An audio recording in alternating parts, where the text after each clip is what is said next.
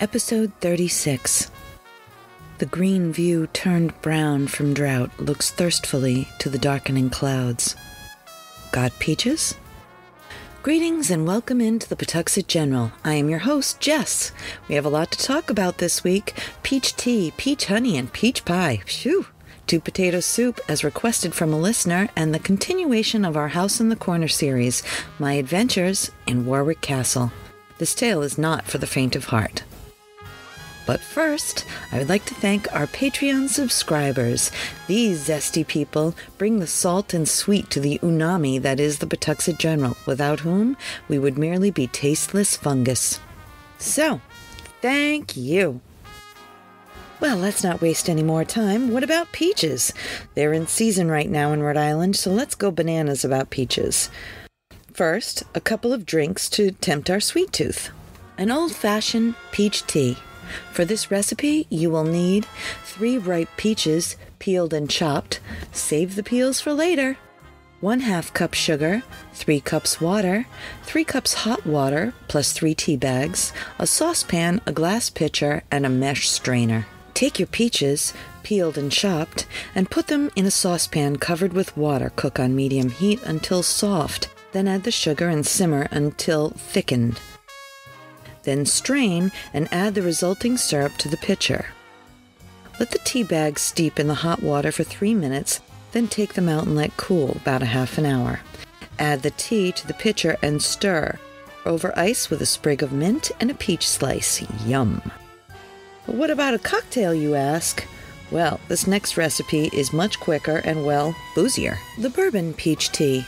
For this, you will need 2 ounces bourbon of your choice, 1 ounce peach tree schnapps, some black tea cooled, a peach slice for garnish, a bunch of ice, and a highball glass. Fill your glass with ice, then pour bourbon, then peach tree, then top off with tea and garnish with a peach slice. The layers give a lovely appearance, and this recipe is quick as a bunny. Enjoy while we make a very quick peach pie. For this recipe, you will need 1/2 cup sugar, 1/4 teaspoon of salt, 3 cups peaches peeled and sliced. Remember, save those peels. 1 tablespoon unflavored gelatin, 1/4 cup cold water, 1/2 cup heavy cream whipped, and an 8-inch baked pastry shell. Gently mix the sugar and salt with the peaches and let stand for 10 minutes. Soak gelatin in cold water for 5 minutes, then heat water to dissolve. Stir gelatin into peach mixture and fold in whipped cream. Spoon into baked pie shell, chill at least 2 hours, and served with additional whipped cream if desired. And that's it, friends and neighbors. All the peaches you could possibly desire. Are you ready for one more peach recipe? How about peach honey? This comes from the Clemson University website, and it is the answer to why am I saving all these peach peels? Well, take out those peels, 8 cups about, and put them in a large saucepan. Cover with water. Cook slowly until soft. Put into a cheesecloth bag and press. Remove all the juice and measure it. You will be adding sugar that is half that amount to the juice itself and into the saucepan. Then boil rapidly until the consistency of honey. Then pour into hot jars, leaving 1/4 of an inch headspace. If you are preserving, remove all the juice and measure it. You'll be adding sugar that is half that measure and the juice itself to the saucepan, and boil rapidly until the consistency of honey. Then pour into hot jars, leaving 1/4 an inch headspace. If you are preserving, process 5 minutes in a boiling water bath. Otherwise, you can wait until cool and refrigerate. Then you have peach sugar for a quick iced tea. Well, that's the whole fruit. How about for something a little more stick to your ribs, like 2 potato soup? This can be done with meat, like bacon, or vegetarian, my favorite way, or vegan, with cream replacement. Any way is tasty, so let's dive in. 2 potato soup. For this recipe, you will need 2 tablespoons oil of your choice. I use grapeseed. A pint of cream. 3 cloves of garlic, chopped small. 2 onions, chopped small. 2 sweet potatoes, cubed and peeled roughly. 6 white potatoes, cubed. 2 cups shredded cheddar. Some water. A large pot. Salt and pepper. 4 cups of vegetable stock. and an immersion blender or food processor. This tasty soup is fast to make and very filling. It's great served with a salad or just in a bread bowl. First sauté the onions and garlic with the oil in a large pot. When translucent, add the cubed potatoes of both kinds and the vegetable stock. If that doesn't cover the potatoes, add a little more water. Simmer until soft. Blend as much as you desire. I like mine somewhat blended with little chunks, just enough to thicken nicely. Then add cream and salt and pepper to taste. Then add the cheddar cheese and turn off the heat and serve right away. That ought to keep you warm. Enjoy. I want to tell you about my friend Mike and his electromagnetic pinball museum and restoration arcade. It's an all-inclusive place to relax and share anything related to modern pinball, EM pinball, and arcade games. A group of pinball and arcade fans with an addiction to games of all kinds and Lego too. $10 gets you free play on pinball and arcade games all day. You can find them at 881 Main Street, Pawtucket, Rhode Island, or online at www.electromagneticpinballmuseum.com. And now for our continuing series, The House on the Corner, Episode 36, Warwick Castle. January 1987 changed my outlook on just about everything. I had felt free of fear, having left the house on the corner behind while living outside Boston in a dorm room at college. I felt free. Months before, I had the opportunity to take a January course, a theater in the London stage course. We would travel overseas with our professors and co-students, first to Stratford-upon-Avon, and then on to London, studying and then watching and reviewing 27 plays in 3.5 weeks. I took the option to add 5 extra days in Paris at the end.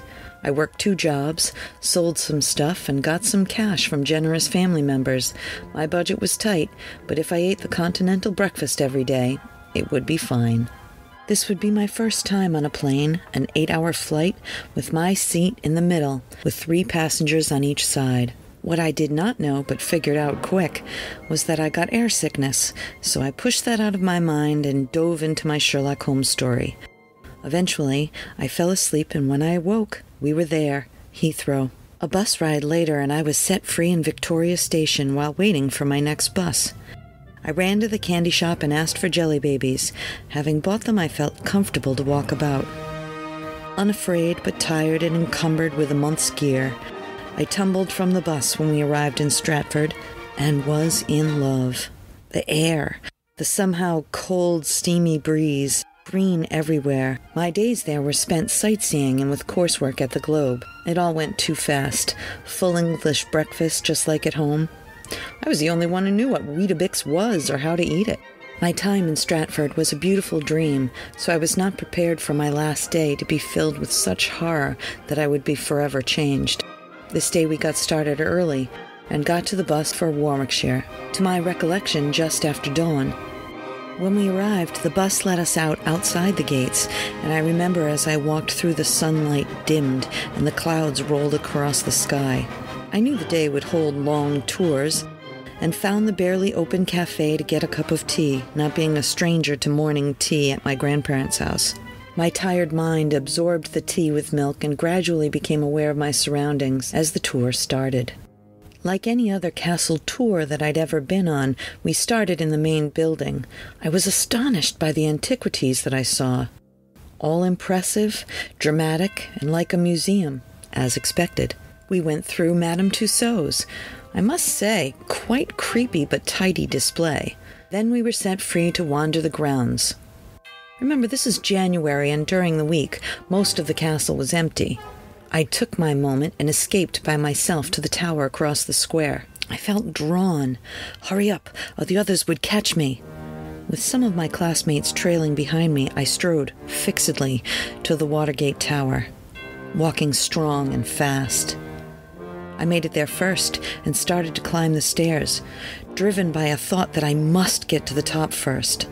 By the time I reached the top, my muscles and knees hurt. I was tired, but when my breathless friends got to the top, I felt the need to flee. I ran down the bowed stone stairs, still slippery from the morning dew, not caring, frightened of the thing following me down the stairs, matching my footfalls, driving me to go faster. While trying not to slip, I ran with it, in hot pursuit to the bottom floor. I stepped outside the tower to find it gone. The air was sweet, the sun was warm. I couldn't stop my eye from going across the courtyard to a door.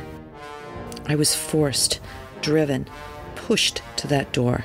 My classmates drifted around me, but all I could see or hear was the door. My friends a few minutes behind me, I reached the door which says dungeon. For some reason, although I want to enter, I'm scared, but driven. I enter and descend into the dungeon proper. I am alone and I glance around the small space and move to the back wall when my friends walk in. They say, "Put your hands up to where the manacles are and look at me so that we may take your picture." I do, and then the flash goes off, and I am pushed against the stone wall. I cannot breathe, and I see fingers coming out of the oubliette but not attached to hands. I see them wearing away the stone between the bars, and I look up and the manacles are around my wrists, holding me to the wall. While white-hot pain goes through my wrists, I hear them crying for help, trying to drag me down. I feel like I am drowning in their voices, their fingers clutching at me. They're shoving me down and trying to drag me into the oubliette. I feel like I am going to die, and he smothers me. I cannot breathe. I try to scream, and then the flash passes. I am released. I stumble and crawl outside and puke into a trash can. My mind reels as we make towards the bus. On the bus, I try to write everything down that happened. My script is erratic, but I get it all down and turn it in the next day for my journal grade. I receive a B+ and am asked to read it to the class. This story is not a new one to Warwick Castle. I am of English descent and related to kings that did wrong to the holders of this land.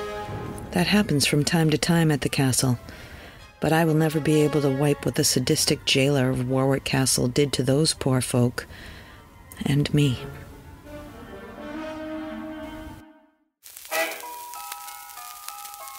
Thank you again for joining us this week at the PG. If you'd like to reach out with your own ghost story, our email is jess@pawtuxetgeneral.com. We would love to hear it and tell it. Also, join us at Tag Sale Treasures on Saturday mornings from 10 to 1 for our pop-up general store. Bring your questions, because I'll be there. But until then, I'll meet you right back here at the Pawtuxet General. A Something for Posterity production, pre-recorded in Pawtuxet.